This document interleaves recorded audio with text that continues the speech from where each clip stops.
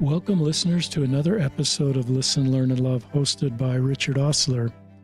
My guest in our home is my new friend and terrific therapist, Eric Hales. Welcome to the podcast, Eric. Thanks, Richard. It's truly an honor to be here. As some of you know, I started and run a Facebook group called Ministering to LGBTQ Latter-day Saints, and it's organized around purpose versus orientation or ally. And one brave young man posted, I really need a therapist, and was just honest with how he's feeling, and terrific young man who has had on the podcast. And I looked at the comments, and this name, Eric Hales, came up 3 times. And I just thought, I don't know Eric Hales. Here he is in Utah, and he's obviously helping a lot of LGBTQ people. So I just found his website and sent him an email, and we scheduled this podcast. And whatever Eric is doing, I felt impressed that you listeners could learn from Eric and a little bit about him and what he does as a therapist. And just visiting with him the last 10 minutes, I've learned more about his skills and his good heart and desire to bring hope and healing. This will be less of a structured podcast. It'll be more me asking Eric questions. And but the first thing I'd like Eric to do is just share with our listeners, maybe like you do a new client. Well, let me give you a little background first. I'm going to have you do that, and if there's anything else, I'll jump in. So pretend we're all new clients, and we're just trying to get to know you better. Yeah, I grew up in Grantsville, Utah, so out by the Salt Flats. Had a really lovely childhood. Grew up next door to some cousins who were like my siblings, and it was really wonderful. But I also knew that I was gay pretty early on. I knew I was attracted to men, but didn't have the vocabulary for that when I was probably about 4 or 5. But in middle school, I knew, and then just felt the shame of no one can know this. If they know this, they won't love me anymore. And served a mission in New York City, which I loved. Went to BYU and got an undergrad in psychology. I worked at DI for 5 years as a job coach trainer and loved that. I really loved that. But the therapists who worked at DI just encouraged me to go back to graduate school. And so thought a lot about it. Ended up going back to get my master's in social work at BYU. And I've been a therapist since 2020. I was a therapist at the Utah State Prison. I worked with domestic violence survivors. I worked in substance use and drug addiction. And now I specialize in working with the queer community, especially those with shame-based trauma. I work with people in mixed orientation marriages. I work with people with OCD, anxiety, depression, and people who are just struggling to have meaningful relationships and can't figure out what their patterns are. And we explore that together. Thank you for that. And I love the spaces. I love your decision to go into social work. Just talk a little bit about that, because I don't know if you were thinking of that as an undergrad or, because that's a career pivot a little bit, and you had to go back to school. Just talk a little bit about that. Yeah. So in my undergrad, they all just said, listen, a degree in psychology is great, but you really do need to go into graduate school. And so I didn't know exactly what I wanted to do. I thought maybe of doing marriage and family therapy. But then when I was working at DI, I just thought, no, I love this world. It's the world of vocational rehabilitation. So helping people get back into the workforce, which I loved. And I didn't need a further degree and stuff. But it really was the therapists who I worked with who said, social work is a really good degree because you can do lots of different types of therapy. You can do more of the traditional in-home or community service-based things, or like what I do, I have a private practice. And so it's a very good degree for those who are interested in helping, but don't know exactly where they want to land. I'm glad you pivoted. That's a word I used, you didn't, and went back to school and have been in all these spaces. Listeners, my respect for therapists have significantly increased over the last 10 years. Partly because I've seen the need, and partly I've seen the ability of therapists to bring hope. I think it's one of the greatest gifts you can give someone is to bring hope. Do you have it just open-ended. Do you just want to continue to talk about anything, or do you want me to ask you questions? Well, no, I do think that let's go with that hope topic because, man, I've just seen so many people come to therapy when they're at the end of their rope, when they are just feeling so hopeless. I feel like exhaustion brings hopelessness. I feel like trying to be understood and not feeling understood brings a sense of hopelessness. I feel like being told that something will make you happy and it doesn't brings hopelessness. And it is interesting to see how much healing is prevented by hopelessness. I'm just surprised by if I can feel hope, I can keep putting one foot in front of the other. I can focus on being compassionate with myself. I can focus on just getting through the day. But hopelessness has a very interesting way of pulling me to looking to the future and trying to predict it, which then just gets overwhelming. And so it's interesting that something as gentle as hope can be so powerful in helping me continue to navigate uncharted waters. I love, once I had someone tell me, because I'll always say, there's a light at the end of the tunnel, and that can help you give hope. But then somebody told me, oh, there's no light at the end of my tunnel. Right. And I've probably heard thoughts like that. What would you say to that person listening? Well, and just even speaking from my own experience as a gay man being raised in the Church of Jesus Christ of Latter-day Saints, my promised blessing for trusting God was ending up with a woman. And I thought, oh, like that's not heaven for me. And being told that there were certain ways to live that would make me happy. And when I tried to do that, I was not. And so it's very discouraging to have so many people around you be living a way that they share and that they say makes them very happy, and you can see it, and then just to feel like such an outsider. And so it's interesting that a lot of hope has to come from something even bigger than how do I say this?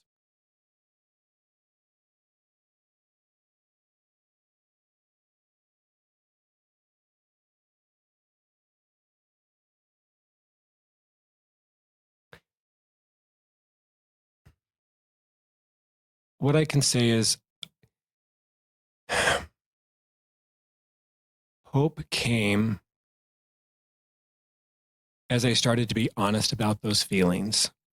Hope started to come as my understanding of who God is started to expand. Hope came as people sat with me and loved me through my questions and my fear. Hope came as I started to learn that my heart was trustworthy and that my heart was trying to tell me things meant to help me. And so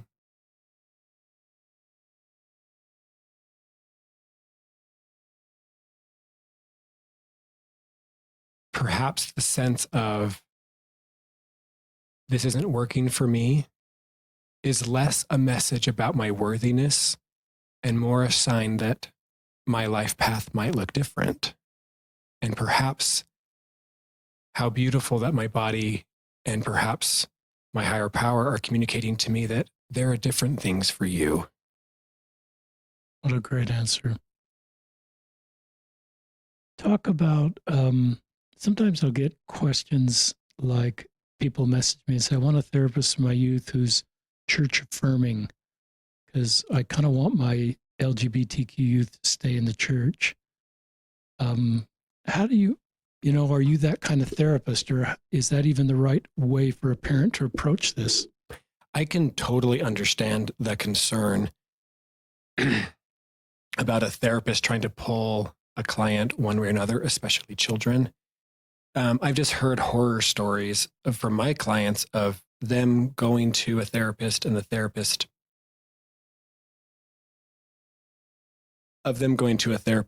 therapist telling them that they're going the wrong direction, or that they shouldn't do this or they shouldn't do that.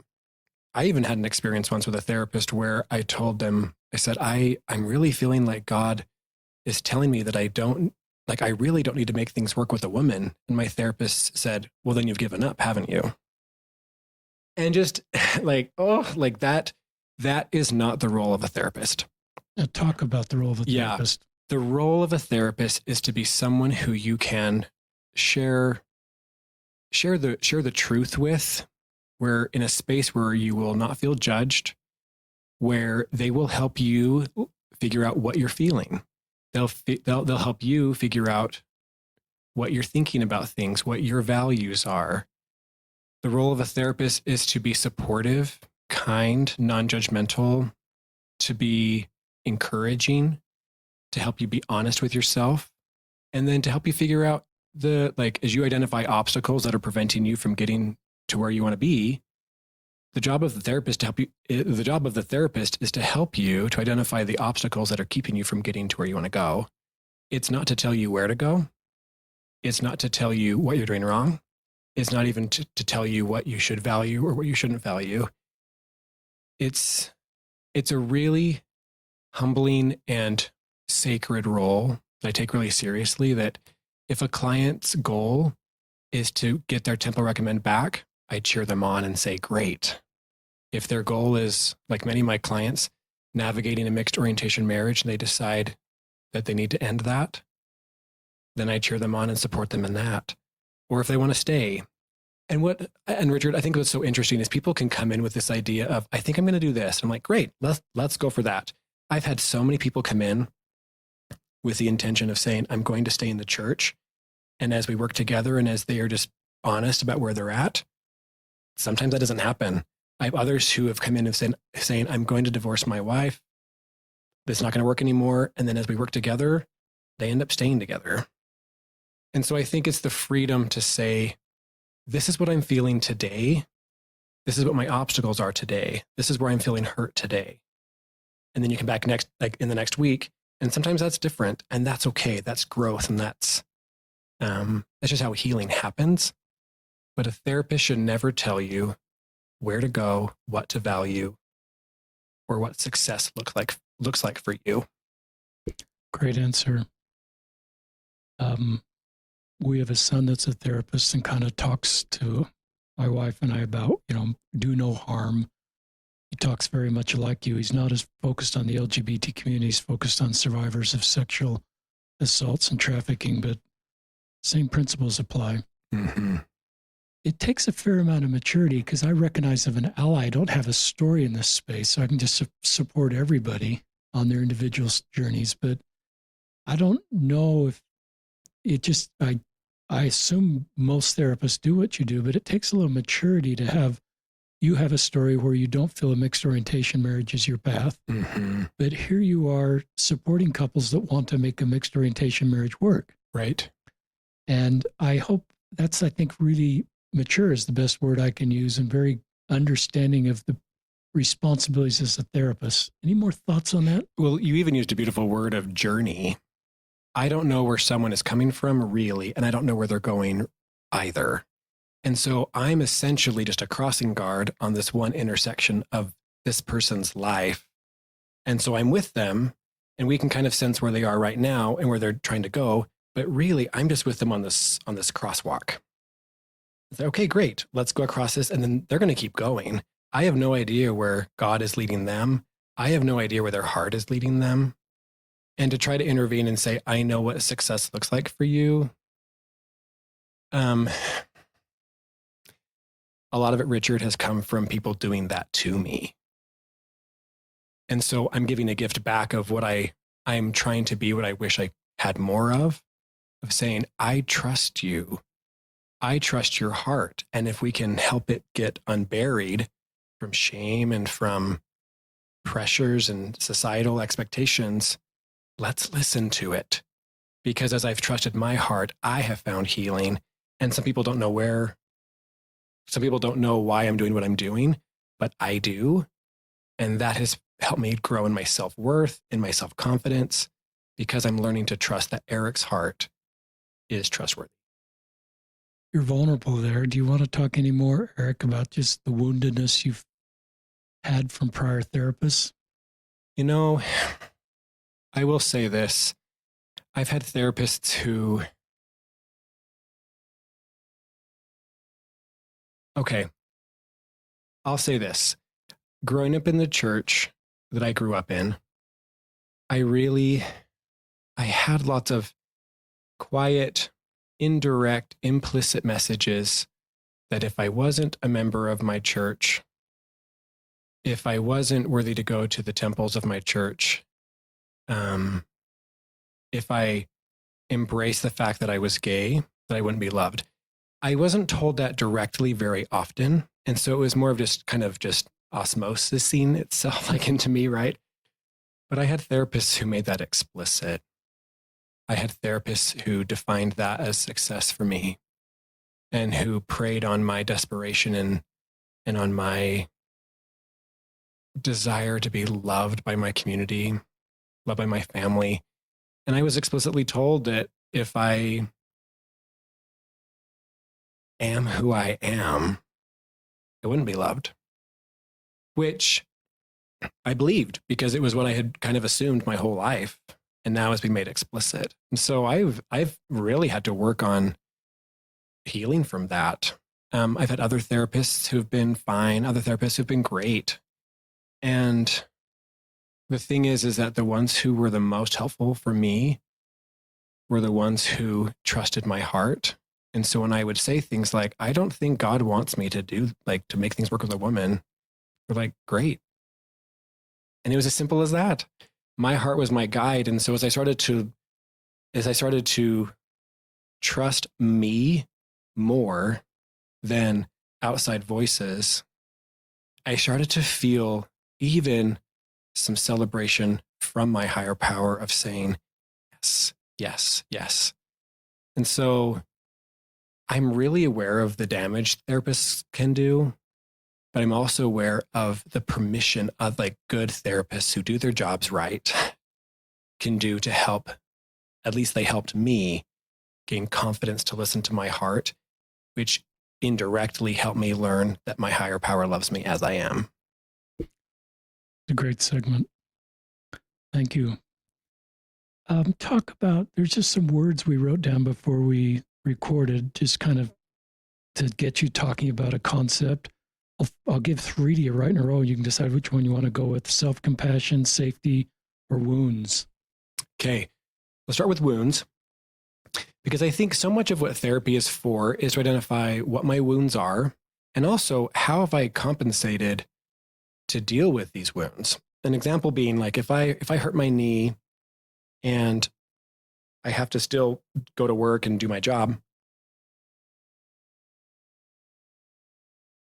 then I'm probably going to be walking differently than I normally do. My whole body has to kind of compensate to work around this wound. And so emotional wounds are very, very similar.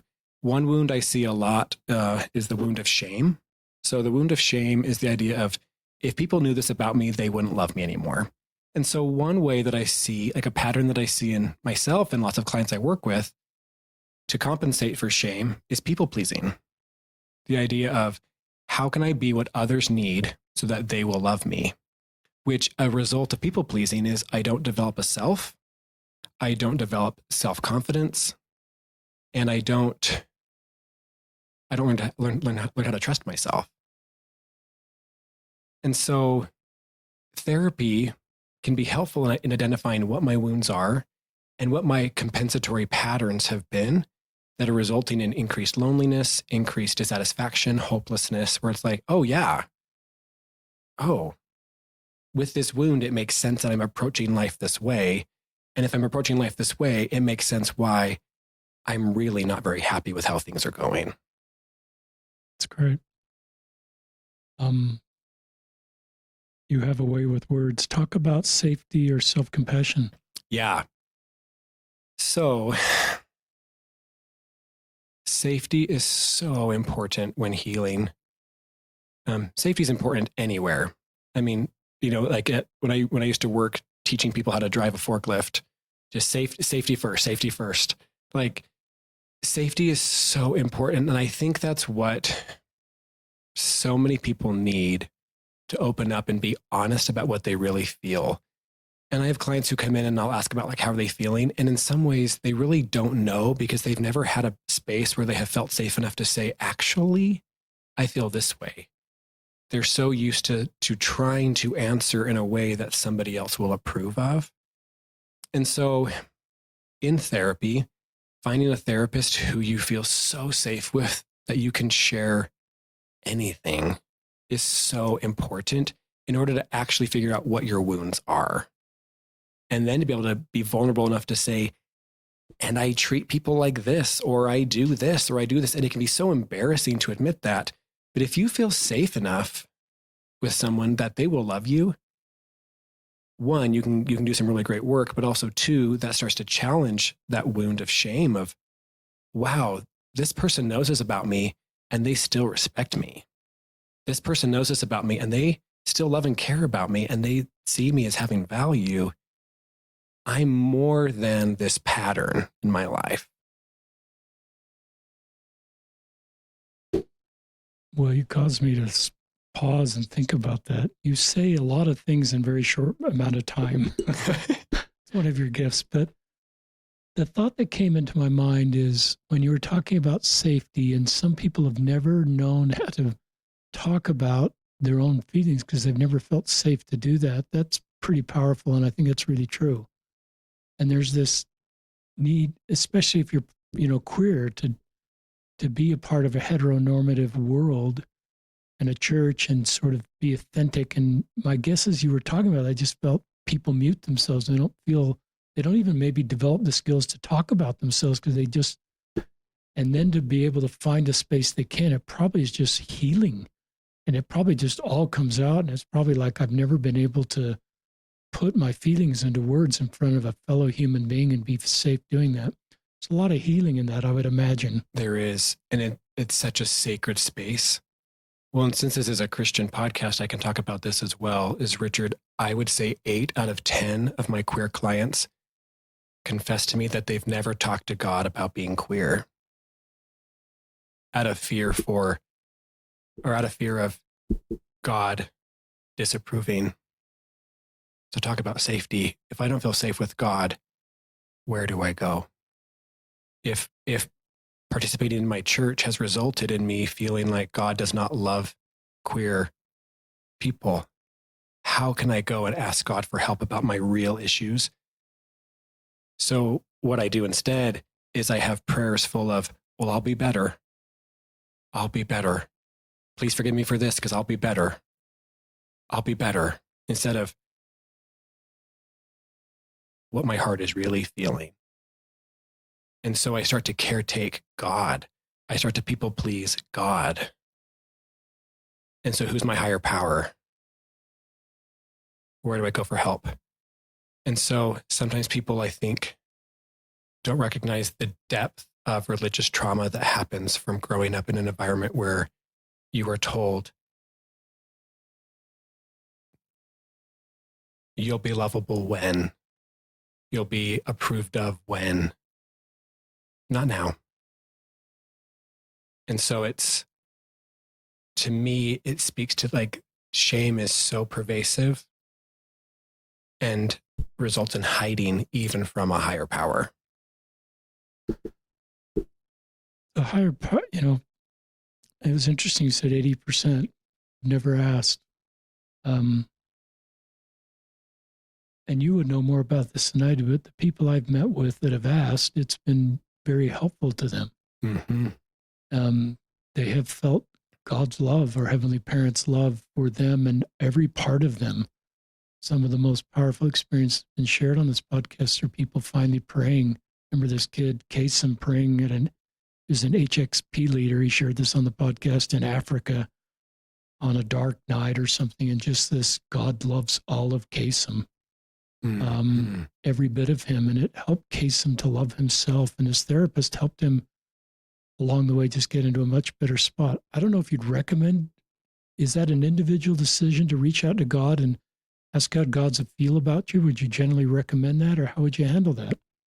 So definitely such an individual endeavor. Some people have been so hurt by God that approaching their higher power at this time is not really feasible and is not terribly helpful. Yeah, some of the stories I've heard have just been so heartbreaking. And so I think the idea of letting love in, the idea of growing in self-worth and in slowly starting to let love in is such a unique individual process that I would say start with wherever you're finding it, opening up more to those who you do feel safe around. If you feel safe around God, maybe just be more honest with God than you normally are. If you feel safe around a sibling, a parent, a friend, just be maybe a little bit more open. And just that openness and that vulnerability is going to lead with safe people to increased connection, increased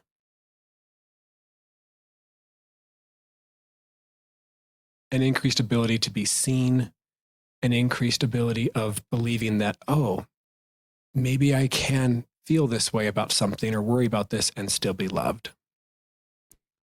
I love that answer. You gave a nuanced answer. It didn't surprise me. And so, yeah, I can recognize where that could be triggering. You don't want to do anything as a therapist to create pain or shame because they're not feeling comfortable. You talked about safety, and then we'll go to self-compassion in the context of what a therapist does. But talk about what LDS parents can do to create safety in their home, just even more broadly than queer kids, but just safety in their home so that kids will open up to parents about the reality of their life. Yes. I think the most helpful thing that I have heard my clients talk about, where they say, it was so meaningful to me that mom and dad just listened. It was so meaningful to me that mom and dad didn't try to fix anything and they just told me how much they loved me. It's so meaningful to me that my parents had follow-up conversations. Oh my word, this one comes up all the time. I have so many clients who we work on, okay, how do I tell mom and dad this or that? And then they have a good conversation and it goes well, and then it's just radio silence.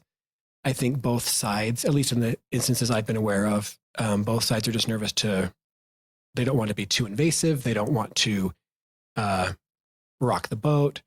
But so many of my clients have expressed this desire for, I wish my parents would ask me more questions, which I know that might be unique to my clients. I don't work with a lot of teenagers. I work with more people in their early 20s and their 30s. So, and every child is different, of course, but I never hear someone say, I'm so glad that mom and dad tried to fix it for me. I'm so glad that mom and dad, well, this is one too. I'd never hear, I'm so glad that mom and dad bore their testimony at me when I was really vulnerable. It's always, oh, mom and dad were so supportive. Mom and dad told me that they loved me so much, and they just reassured me that I always have a place in their home. That's what I hear. I love that. And I've shared this on the podcast before, but if we could go back as parents, I would probably, on the spirit of safety, would start kind of a 9, 10, 11-year-olds as I'm teaching about porn use, for example. I'd say, this is the family standard. But this is how I'll respond if you mess up in commandment keeping or a word of wisdom or cheating at school or language. I will respond this way because I want you to talk to me about the realities of your life. And then things that aren't a sin, like sexual orientation or gender identity, I'd say this is age appropriate. This is kind of what that is. Right. And if you feel that that's part of who you are, this is how I respond as your parent, and sort of take that whole conversation angst out of their mind before they even have the conversation, because they already know how dad and mom are going to respond. Now, we didn't do that, Eric. Sure. I would do that if I were doing it again, because some of our best parenting moments is where our kids just open up about the realities of their life and trust us and are vulnerable enough. And then we can, and hopefully we can try to do some of the things you suggested, is just keep the conversation going, no radio silence, sort of establish after that initial conversation, what do we want to do going forward on a communication front? Do you want to talk about this? Do you want me to bring it up? Do you want to bring it up? Mm-hmm. Just sort of establish the ground rules going forward. I think a local priesthood leader, if you've got someone that comes out, ones I've heard where the bishop just keeps, it's not just a one-time conversation, but there's sort of that groundwork laid. Yes. To keep, because it creates shame if I don't talk about it as a parent. And it's like this, it was vulnerable and courageous of you, but I really don't want to talk about it. Right. And that creates shame. Yes. Well, and it's interesting because there's a little phrase that we use in therapy.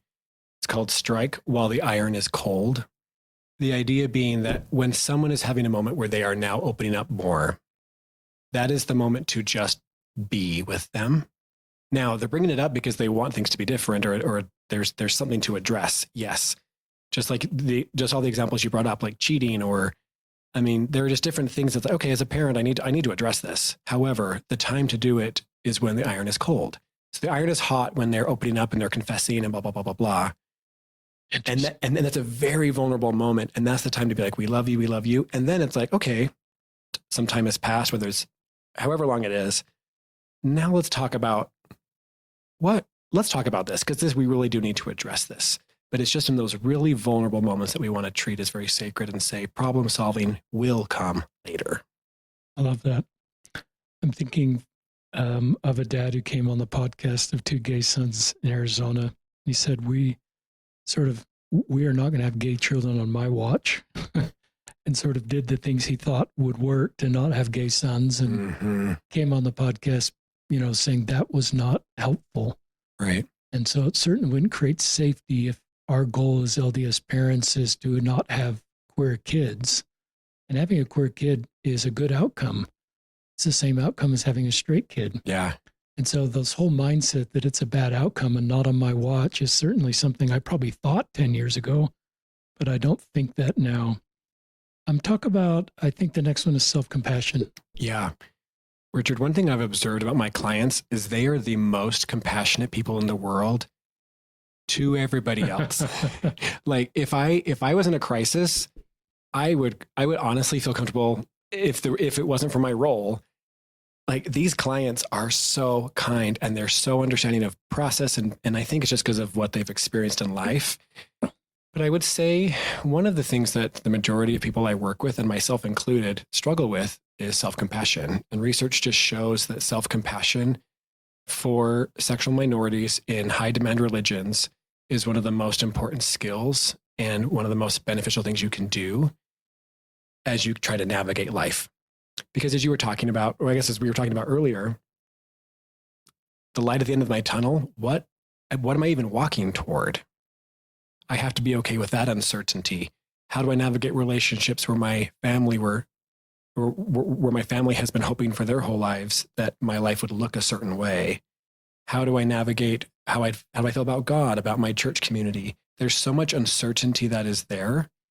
And self-compassion is a way to take all that context seriously and to give myself grace and say, this is going to take some time. I have clients who come in and they'll say, hey, I want to figure this out. And one of the activities we do is they say, okay, are you trying to figure it out or are you trying to figure it out? And what we do is we talk about synonyms for those two different approaches to, quote, figure something out. Let me pull up some of their responses.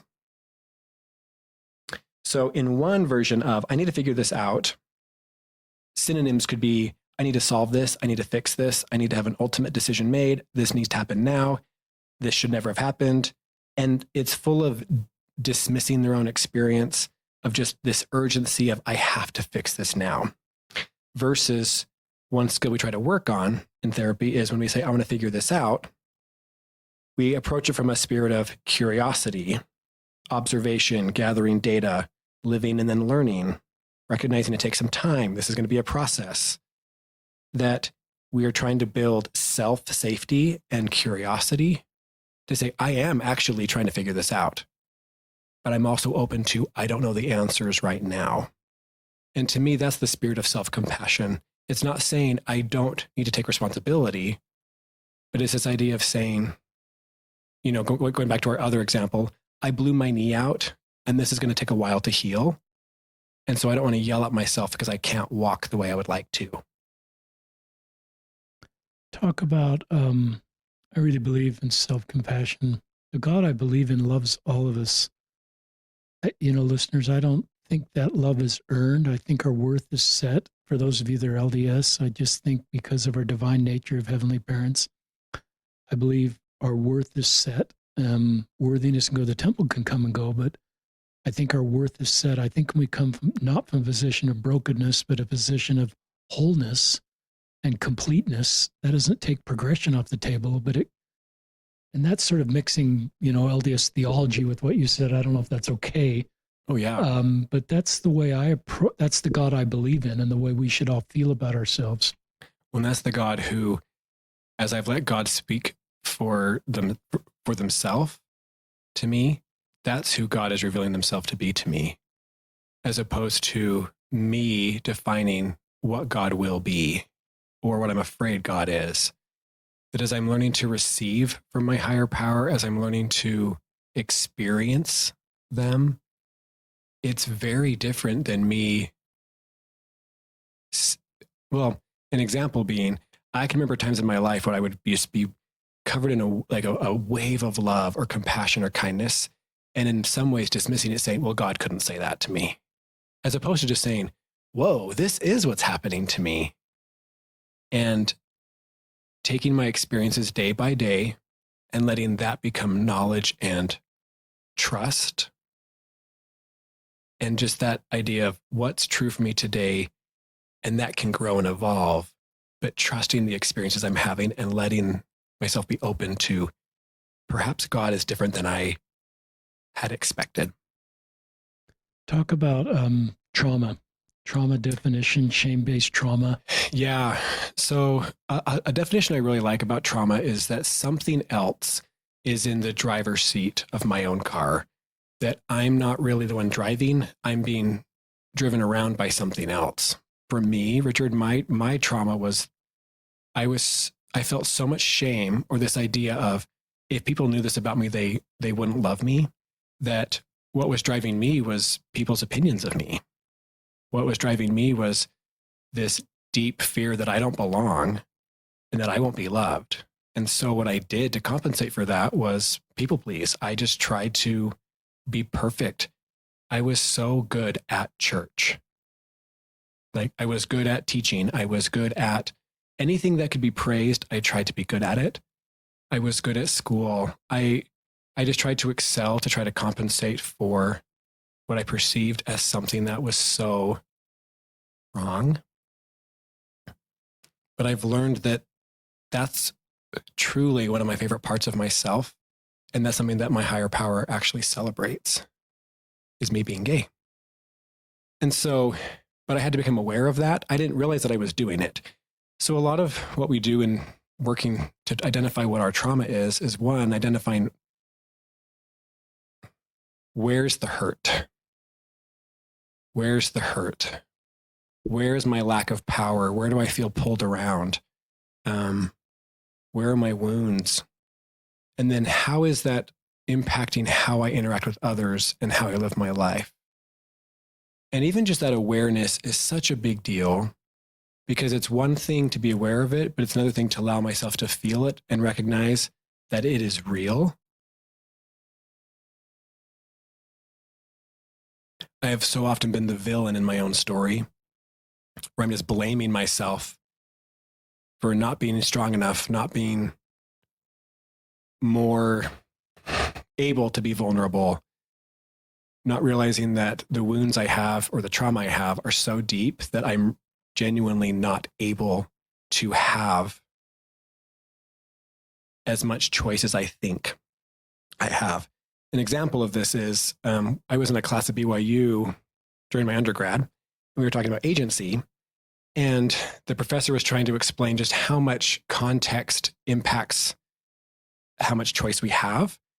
And there was a a kid up in the front of the class who was kind of defying what was being shared and challenging him, saying people can always just make choices. They can always just make the choice. They can always make the choice. And the professor was getting like visibly kind of just irritated. So he walked up to this kid and he said, pretend I have a machete. And then he pretended to lop off his leg. And he said, use your agency.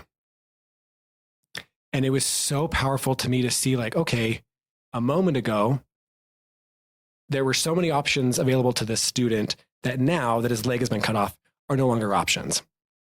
And so one thing that trauma is in my, one definition that I also appreciate about trauma is something that's happened to me that now has impacted my ability to make choice. Once it's healed, I get those choices back. But it is something that is really directing my life and is making it harder to do certain things. And so I think going back to that self-compassion, once I can recognize what my trauma is, giving myself the love and the grace to say, this is genuinely hard for me. I'm working on it. But today was hard, and I'm going to keep trying. More you'd like to share about trauma? It's such an important part of this story, and shame-based trauma, just more thoughts that come to your mind. Mm-hmm. And even it's one thing to sort of identify it, but then I don't know if you want to talk about the therapy to sort of solve it. Yeah. A lot of the therapy that I do is based in more of the shame-based trauma. The idea that I don't do as much of the traditional PTSD type of trauma where someone has had a sexual assault or has seen something horrific or an event happened. Mine is more, it's a newer definition called CPTSD. Yes. Yes. I was actually going to write that word down. Yes. So complex post-traumatic stress disorder, where it is sort of an extended amount of time in an invalidating environment or an extended amount of time of stressors that are more of a low burn, but that genuinely result in trauma. So the healing in CPTSD is really interesting because one, when it's shame-based stuff, a lot of what we have to do is have new experiences where we are vulnerable with other people, where we do have new experiences with others sharing who we are. And when those people are safe and when it is a positive experience, our body begins to heal and recognize, oh, maybe this isn't as dangerous as I was anticipating. Another branch of healing is learning how to actually feel emotions in our bodies, as opposed to just being aware that I have emotion. An example is feeling hurt. Allowing myself to actually feel the hurt in my body is very different than knowing I'm hurt. And for a lot of my clients, I had one client describe it as, I don't know if you've seen the Harry Potter films, but there is a scene where Harry Potter puts on his invisibility cloak and he's just a floating head. And I had a client say, I've spent my whole life as a floating head. Everything has been thought. Everything has been intention. I don't know what it means like to feel my emotions. Another client described emotions. He learned this in a class or something where the teacher said, emotions are the body's technology to process trauma. The idea being that in trauma, I get stuck. I'm not able to complete a fight, flight, or freeze loop. In order to complete that, for a lot of types of trauma, I need to be able to feel in my body, and I wasn't able to. And so feeling in my body is so important to heal from trauma, where I allow myself to feel the hurt. I allow myself to feel the jealousy, the rage. I allow myself to feel the hopelessness, as opposed to being aware that it's there and I try to avoid it or numb it away. And it's interesting that when I can experience that, when I can feel my feelings, my body actually knows how to help me heal from it. It's like if I cut my arm, I don't have to think, okay, now what do I have to do to have this scab over and then heal? If I'm willing to let myself feel what I do actually feel, instead of numbing it away or guilting it away or shaming it away, my body can actually start to heal. And so a lot of therapy is spent trying to help us learn how to do that and get into our bodies and let the body's technology work. Wow. So much of our culture for men, at least in Western civilization, is real men don't have emotions, or that's not I think of Christ, and I think he was emotional at times and real and vulnerable and honest with his feelings. And I just think that is part of being a human and learning to process, validate emotions, recognize they're a good thing, they're a sign of what's going on within you, and very helpful for you to heal. So that's a different way of thinking than I would have thought 10 years or 15 years ago. Yeah. Well, and it's interesting, Richard, because I have a lot of clients who it's scary to feel what they feel. I have a lot of clients who have anger toward family. I don't want to be angry toward my mom. Or that anger toward God, bitterness toward the church, hurt. And those are so uncomfortable. And one thing that we talk a lot about too is emotions aren't decisions. Emotions aren't even opinions. Like I can feel angry with somebody and still love them, but the anger is real. And if I try to shut that anger off, my body then can't communicate to me the data I need, and it can't help me heal and work through that. It just stays there and festers and builds and builds and builds. And built up anger is resentment, and resentment distances relationships. And so it's fascinating, this idea of, can I let my emotions flow through me without judging them? Going back to self-compassion. An example I love about this idea is that like the Great Salt Lake and the Dead Sea don't have outlets. The water just goes in and stays there and stagnates. If it had an outlet, we'd all be like essentially like in Utah's Lake Tahoe right now. But it stays there and stays there and stays there and stays there. And then our body has to spend more energy on keeping that somewhere, which can result in physical challenges, migraines, body, like just issues with your bowels, or resentment, further isolation, depression, anxiety. So much of mental health challenge comes from not being able to move emotions through your body. Reminds me a little bit of a guest that was on the podcast. Tyler Johnson wrote a book, a desert book called When Church is Hard, and he's a physician. And he talks about pain is a good thing for physicians because it helps a physician to understand where things need to be addressed and changes need to be made, because that's a good thing the body helps us understand, just like you did when you talk about. And for I don't know if this is a linear parallel, Eric, but for therapists to do the same thing for emotions to help us understand where we need to heal, and the emotions are a signal trying to understand what's happened to us in our life that's caused us to feel this way is a step to healing. I don't know if you like that parallel or not. No, I really do love that, because I feel like emotions help us with survival. So fear warns us about danger. Anger helps us set boundaries. Disgust can protect us from things that are dangerous or harmful. But like emotions can also help us with like knowing how to get more connection and belonging. So love and joy and compassion, they just strengthen our relationships. Sadness is a way to invite support when we're hurting. Emotions also kind of help us understand what matters to us. Like excitement helps us know what we're passionate about and what will bring more fulfillment. Guilt and regret help us figure out what our values are. It's like, oh, I actually do feel kind of guilty about that. I didn't realize that I did care about that as much as I do. But they also can motivate us and bring us to action. So frustration can help us push towards solving a problem, and hope keeps us moving forward even when things are hard. And so it's interesting that they are there to help us. I don't know if listeners have seen the Disney film, the Inside Out 2 film, where they have a little character of anxiety, and anxiety is trying to help the main character. The anxiety is trying to be helpful. Our emotions really are trying to help us move forward, be safe, and find connection. What behaviors do we sometimes engage in, Eric, that are sort of escape behaviors so that we don't have to deal with our emotions that aren't helpful? Yeah. I mean, it's so interesting. I think numbing, I think if anyone who's watched hours of YouTube, or when they're feeling uncomfortable, or, drug use, work, perfectionism, staying busy is what I see a lot with my clients, that being busy is something that will help them not have to feel what they're feeling. It's interesting too, Richard. This is just armchair psychology, but just something I've observed is the quote drug of choice tells us a lot about what we need.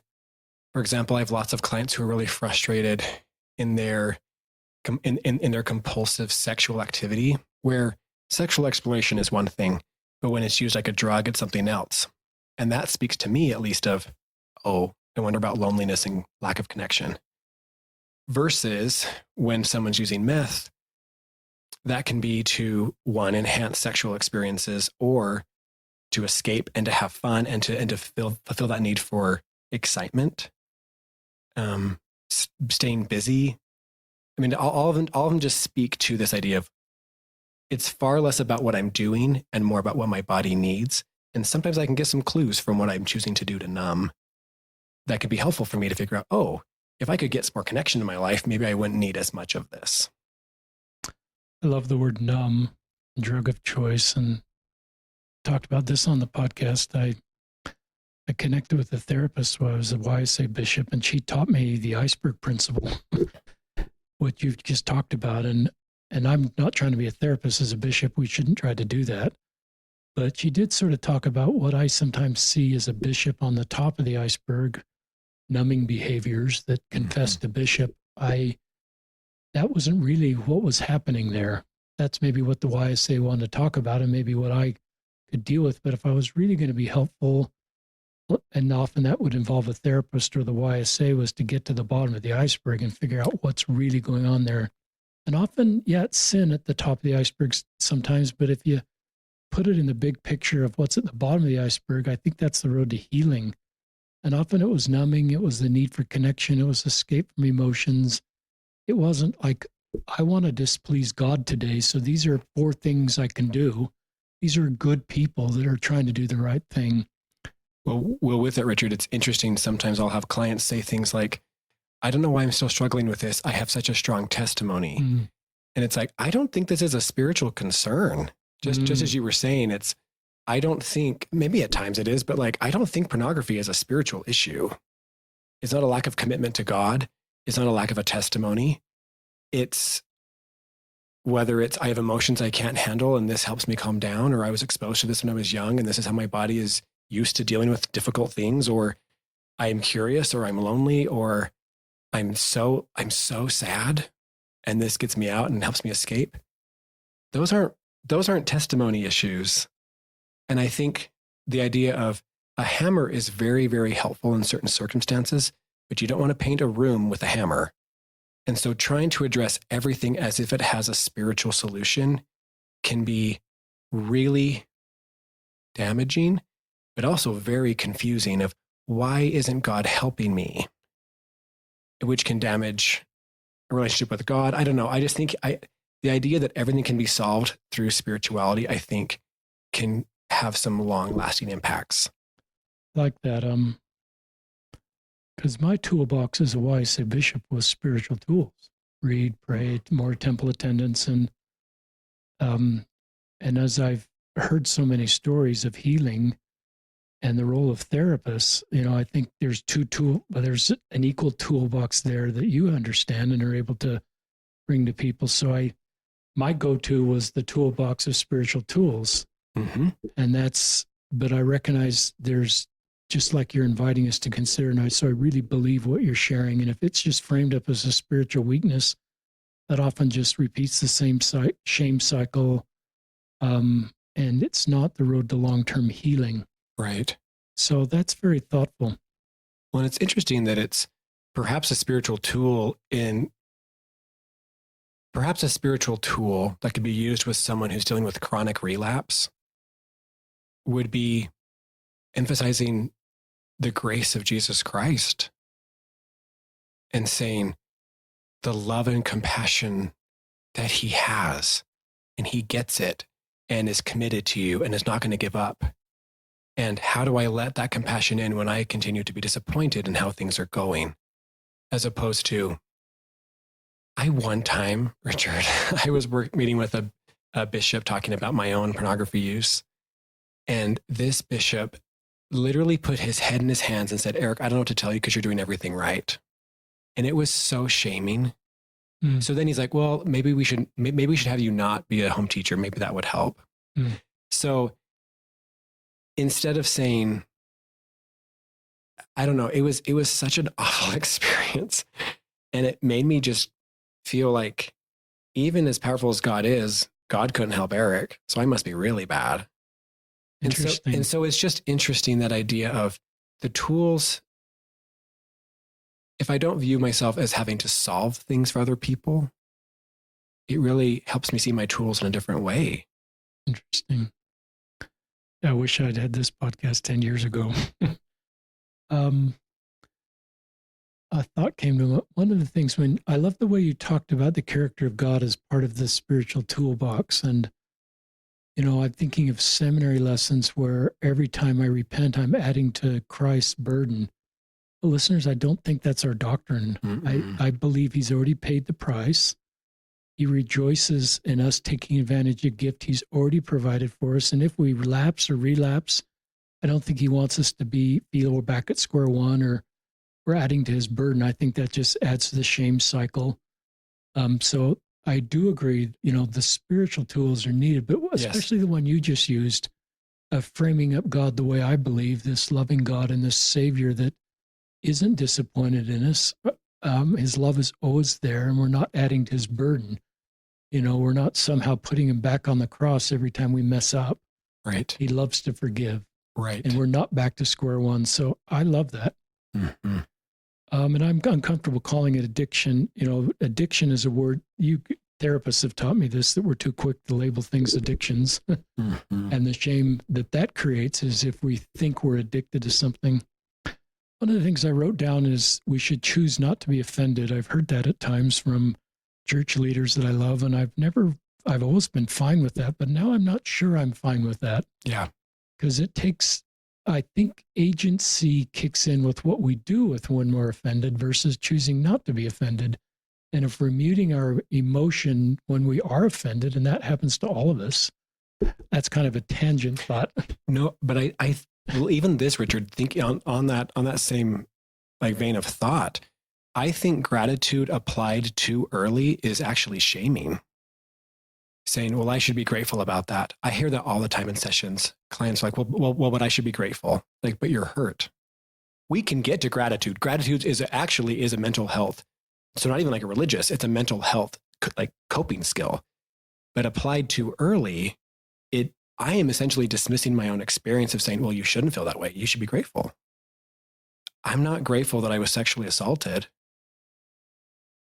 I am grateful that my heart was able to learn things from that experience. I'm not grateful for that experience, but I'm grateful that I have felt healing come through it. I have felt compassion grow as I have chosen to navigate that experience. But if I were to say, well, Eric, you should just be grateful it happened, how dismissive of every other emotion I experience. There's a little skill we use in therapy called an and statement, where I will be talking with someone and they'll say, I feel really upset with my mom, but I know she loves me. It's interesting grammatically, that word but puts more emphasis on the second thing that is said, as if it almost negates the first. So instead we say, okay, yeah, I'm really upset with my mom and I know she loves me. Can I hold two things in my hands at once? Which, believing in justice and mercy, the idea that there might be opposing ideas or ideas that seemingly are at opposition with each other, can I learn how to do that emotionally in my own heart? I feel really betrayed by what my church leader did, and I recognize that they are doing their best. Can I say, I am so confused why God has left me so isolated. I'm so confused. I'm really hurt and feel so sad that God didn't intervene earlier. And I trust that there is a plan, and I trust that there's healing ahead for me. that they don't have to compete with each other, that they actually can both exist in my heart at the same time. It's a great answer. And in the middle of that answer, you were vulnerable and said you're a survivor of sexual abuse. I am. Now, just role play with me a little bit. For those of us that hear something in a conversation that's obviously you had the guts to just share something that's, what would be good questions for me to ask? This is, because you just opened up with something really painful. Yeah. And what would be your advice to people like me that, and anybody listening, when they just hear something like that, what to do? I would say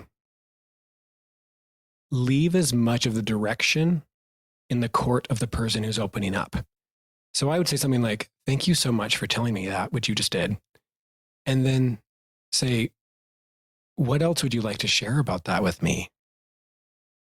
And then really listen. Really listen. There's a line in Preach My Gospel I remember from my mission days that talks about it's really easy to try to think about what I'm going to say next. It's really easy to think about what will be the answer, like the perfectly right thing to say.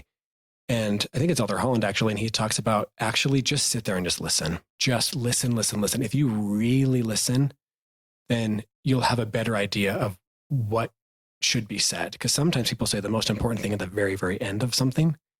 And I can get lost in thinking about, oh, what should I say? Honestly, if tell me more is such a simple thing to say after someone has stopped talking, like, tell me more if you want. And always make sure that there's consent there, because sometimes it's like, oh, it's been so overwhelming to share this, and I don't want to pressure somebody into sharing more.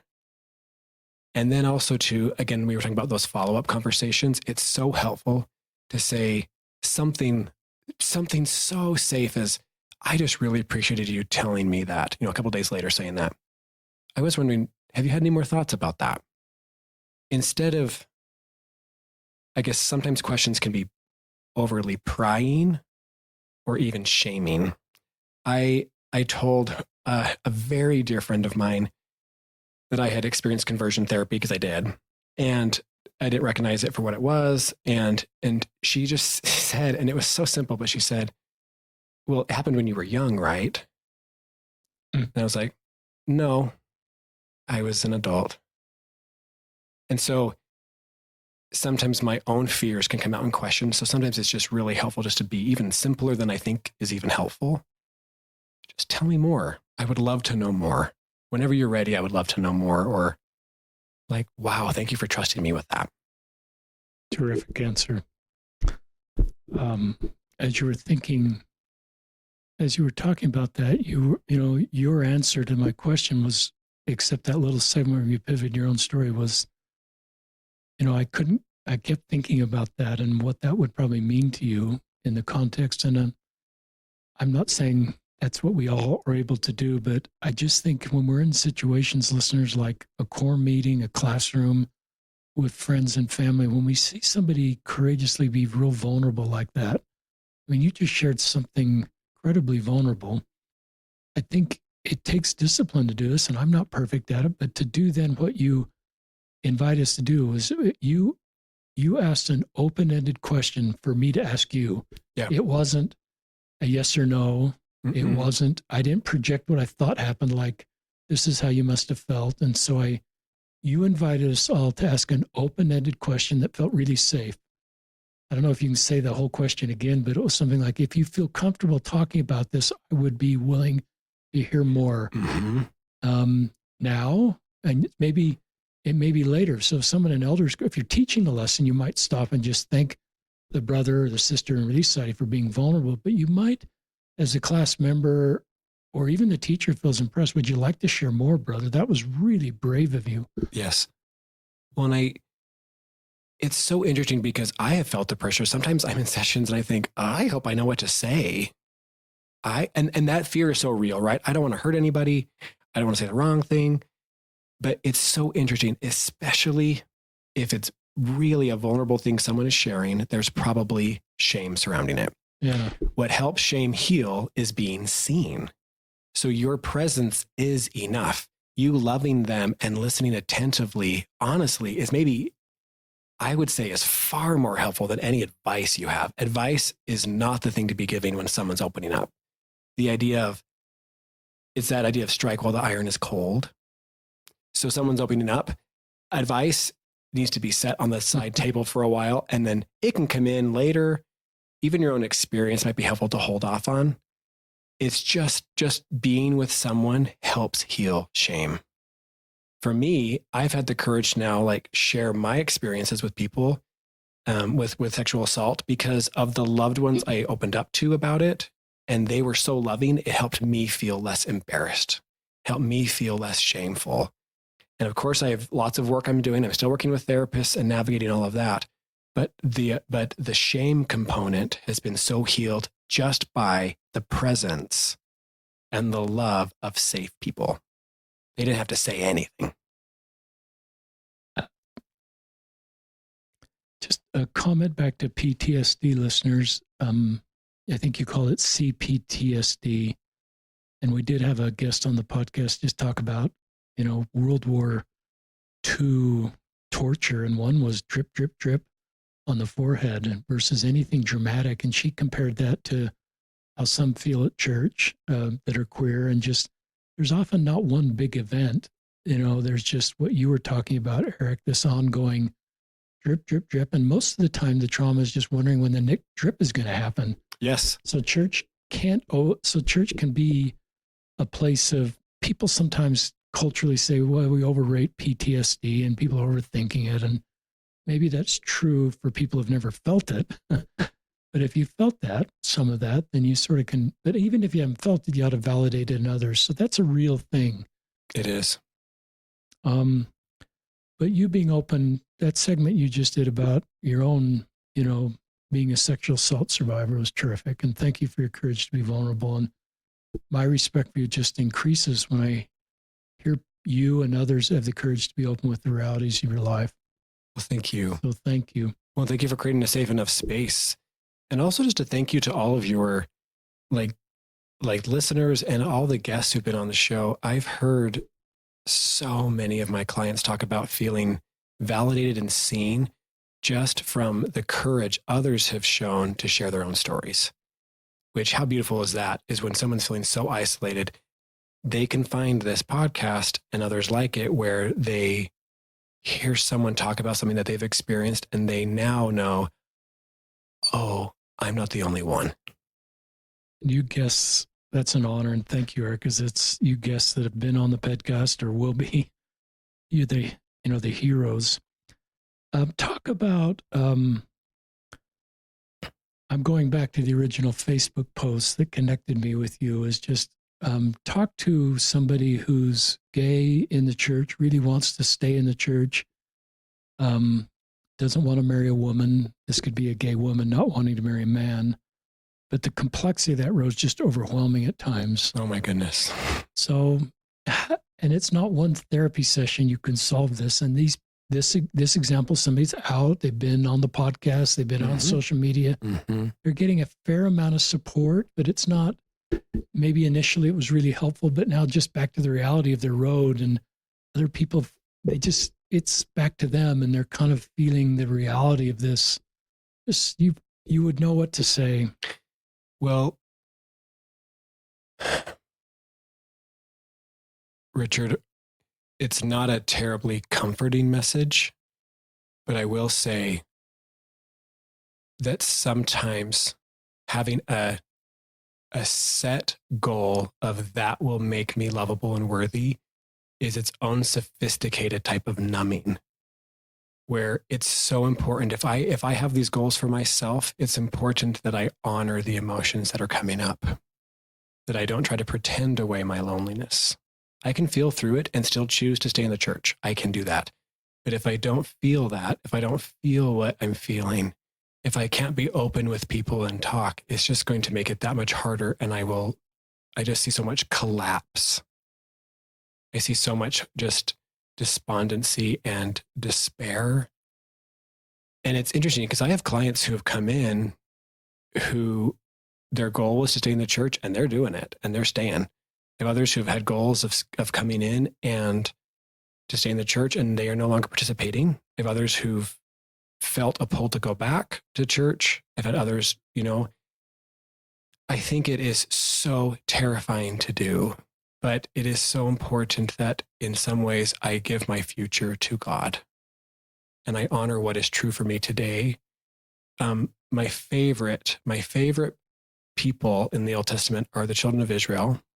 And I love the idea of manna, where so much depends on trusting that the help I will need tomorrow will come tomorrow, and that the help I need today is available today.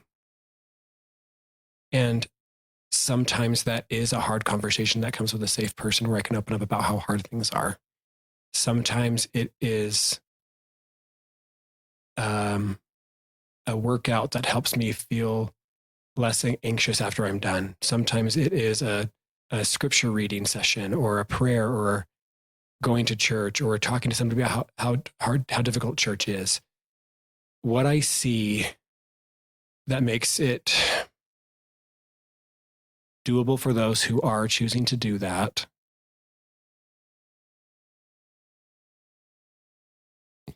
is they're willing to go places they weren't necessarily expecting as they feel led to by God. And so I know, I know how terrifying it is to give your future over to God when you've had a definition of what success is like. But I also know now that success is not something I can choose for somebody else or even predict for somebody else. A major question that I process with clients is they feel either permission from God to date, or they don't feel permission from God to date, and others are getting different types of answers. In my office, there are lots and lots of plants, and they're all real. And we talk about how if I watered my 6-foot tall tree that's in my office the same that I watered my little baby plants, if I watered them the same, it would kill the little ones. Or vice versa, I would dry up my tall 6-foot tall one. The idea that a gardener knows how much water, how much light individual plants need based on who they are.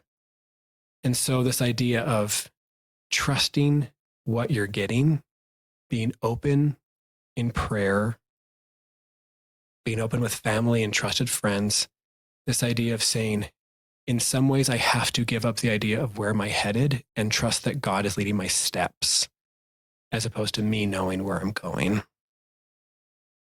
Terrific.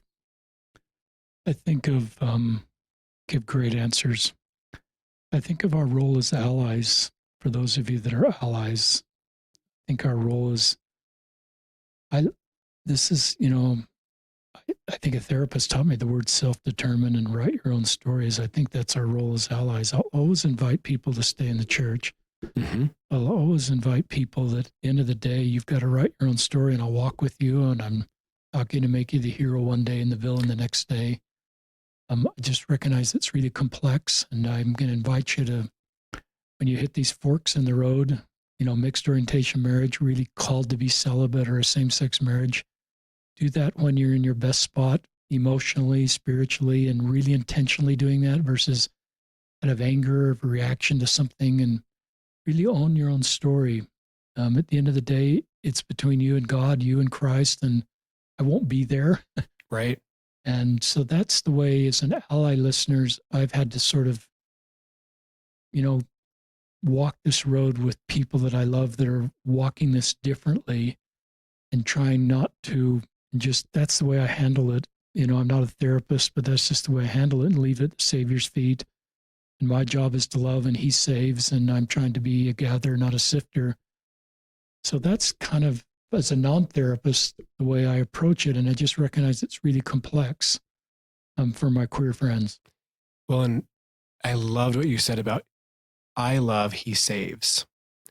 I had a client who shared a very tender text with me about something that their siblings, because his sibling was telling their children that my client was gay. And the children had lots of religious questions, but it all boiled down to, at the end, my client sibling said, my job is to fill the seats at my dinner table, and God's job is to fill the seats at his. And just the power of like, I love you, even if I don't know where you're going on your journey, but I believe that God knows where you are on your journey. And I love you, and you always belong here. I don't have to understand what you're doing to love you. Oh, how healing. Yeah. Other things you'd like to share? Kind of coming to the end, but just thoughts in your mind, Eric, you'd like to share? Yeah, I think there is something about the idea of, things take time. You can't just mix all the ingredients for bread and then throw it in the oven. Like, it has to prove, it has to rise. And I have to wait there. And this idea of, I can also live a life while I'm waiting. It's so interesting, this idea of, can I put my best effort in?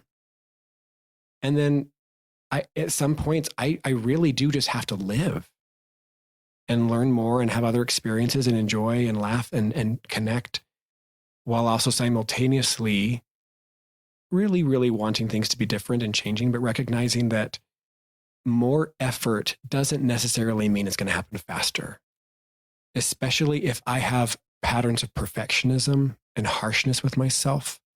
It can be easy to confuse that with productivity and that with healing. Well, I'll just do more. It's like, well, actually, for some of us, healing means I'm going to trust more. I'm going to feel more. I'm going to be more open. Sure. It's not a matter necessarily of beating myself into healing. Talk about your practice. Tell listeners how to find you, and if you're accepting new clients. I told Eric didn't come on the podcast to sort of grow his business, but I want, with Eric's permission, for people to know how to find him and what states he's practicing in. And I think you have still, accepting new clients, but sometimes there's a wait list. So just talk about that. Yeah. So I have an office in Murray, Utah, which is just south of Salt Lake City, but I do telehealth as well. So I'm licensed in Utah, in Idaho, in Nevada, and in Virginia. So I can meet with clients who live in any of those 4 states. You can just look me up. I think we're going to include a link, right? Yeah, we'll put it in the show notes. Yep. I don't have a website or anything. It's very, very low key. But yeah, just, I think what might be helpful is, if you are interested in working together, let's set up like a consultation where we can talk for 15, 20 minutes to see if we're a good fit. It's surprising the number of calls I'll have where we're both like, yeah, this isn't it. And that's fine. Finding a therapist that you feel is a good fit is going to just help facilitate the work so much, where you can be open and honest and just be really vulnerable. So that's what I like to do. I like people just to reach out to me through email, or they can call me, and then we'll set up a time. And if the schedules work, then we can start working together. If a straight listener's listening and recognize you have skills that would help them, do you take straight people? I do. You can join the ranks of the 4 straight people I work with. No, and that's what's nice is shame's universal, religious questions are universal, OCD is universal. Like, it's just a human thing. And so I work with the straights. That's awesome. I read this quote kind of at the end of a lot of podcast listeners. Jake Watts, if anybody knows Jake Watts, he is in the Manhattan area with his wife and family. And I went out to lunch with him maybe 8 years ago, and he gave me this quote, and this is who you are, Eric, a wounded healer. Noren wrote that a minister's service will not be perceived as authentic unless it comes from a heart wounded by the suffering about which he speaks. The great illusion of leadership is to think others can be led to the desert by someone who's never been there. You epitomize, that's a word, this is you. Thank you, Richard. In your own woundedness, being a gay Latter-day Saint, conversion therapy, being a survivor of sexual abuse, just all the complexity of your road, seeing people and the work you've done. Just thank you from all of us listeners, all your clients. or, you are and have been leading people out of the desert of where they are. And thank you for that. Your decision to go back to school and become a licensed clinical social worker and just your work in our community. So thank you so much. Well, thank you, Richard, for having me. And I just love that idea from that quote, because I had a friend who told me, she said, you get to be what you should have received. And I think of that of every single listener, every single person listening, every single person on earth, this idea of how can I be what I needed? And usually that's by showing compassion, love, kindness, and just being there. And so what a gift that our wounds really are sources of empathy, where I can be like, I don't know exactly what you've gone through, but I get you. And I can connect with my own pain and say, I believe in you and I believe you and I love you. Thank you, Eric Hales, Richard Ostler, and Eric Hales, signing up on another episode of Listen, Learn, and Love.